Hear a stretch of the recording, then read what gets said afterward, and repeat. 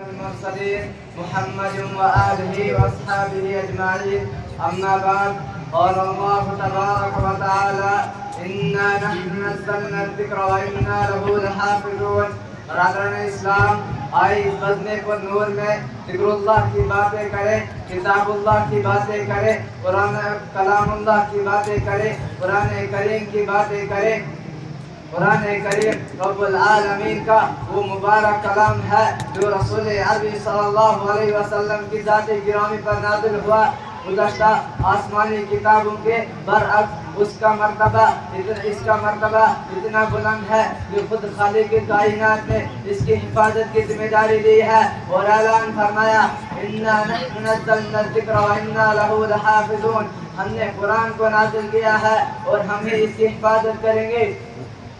دوستو، قرآن کریم جو کہ سرچشمہ رشد و ہدایت، منبع اسرار و حکم، خزینہ رحمت و برکت، ذخیرہ حکمت و موعظت، معدن احکام و شریعت اور مرکزی نجاح و فلاح، ذریعہ حسن عمل، باعث صلاح و تقوی اور فارق حق و باطل ہے.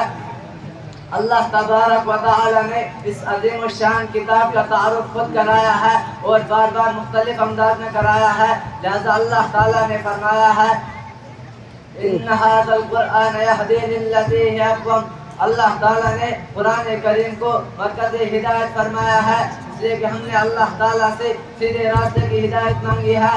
ذرا غور کیجیے، آپ اپنے نمازوں میں قرات کرتے ہیں اور سورہ فاتحہ پڑھتے ہیں تو کیا یہ نہیں کہتے ہیں: اہدنا الصراط المستقیم صراط الذین انعمت علیہم؟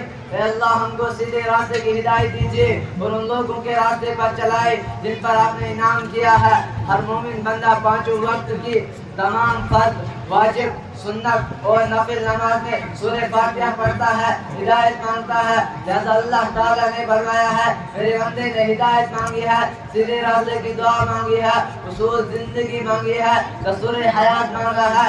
اس لیے ارشاد ہوا: میرے بندو، تم نے ہدایت طلب کی ہے، تمہیں صراط مستقیم کی آرزو ہے، تو ہم تم کو ہدایت نامہ کرتے ہیں، رہنمائی منزل عطا کرتے ہیں اور مشعل راہ بخشتے ہیں. پانے کے بعد کھونا نہیں، پکڑنے کے بعد چھوڑنا نہیں. یہ وہ آئین ہے جو تم کو ہم تک پہنچائے گا، یہی وہ قانون ہے جو تم کو سربلندی سے سرفراز کرے گا. یہی وہ نسخہ کیمیا ہے جو تم کو دنیا و آخرت کی عظمت و شوکت سے نوازے گا.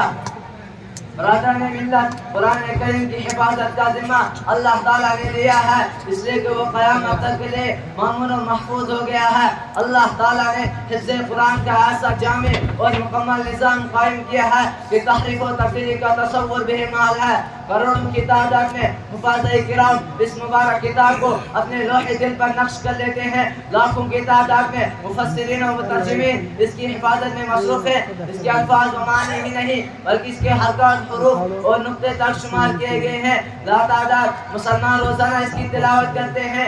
لہذا معاندین اسلام اپنی کوششیں کر رہے ہیں اور کرتے رہیں گے کہ قرآن کے الفاظ و معنی میں رد و بدل کر دیں، اس کے مفاہیم و مطالب میں شک و شبہ پیدا کر دیں. مگر سن لیجیے، زمانے کے گردش رک سکتے ہیں، نظام عالم بدل سکتا ہے، سورج بدر سے طلوع ہو سکتا ہے، پہاڑ ہواؤں میں اڑ سکتا ہے، سمندر خشک ہو سکتا ہے، لیکن یہ ناممکن ہے کہ قرآن میں تحریف ہو جائے اور اس کی مطالب و معانی میں فرق پڑ جائے اور اس کی ترکیب و ترتیبی میں تبدیلی ہو جائے اور باطل افکار و نظریات اس میں داخل ہو جائے. اسے کہ صاف صاف اعلان کر دیا ہے: لا یأتیہ الباطل من بین یدیہ ولا من خلفہ تنزیل من حکیم حمید. یہ ایسا کلام ہے جس میں جھوٹ داخل نہیں ہو سکتا ہے، نہ سامنے سے نہ پیچھے سے. یہ نازل کرتا ہے حکمت والے اور تعریف والے کی طرف سے.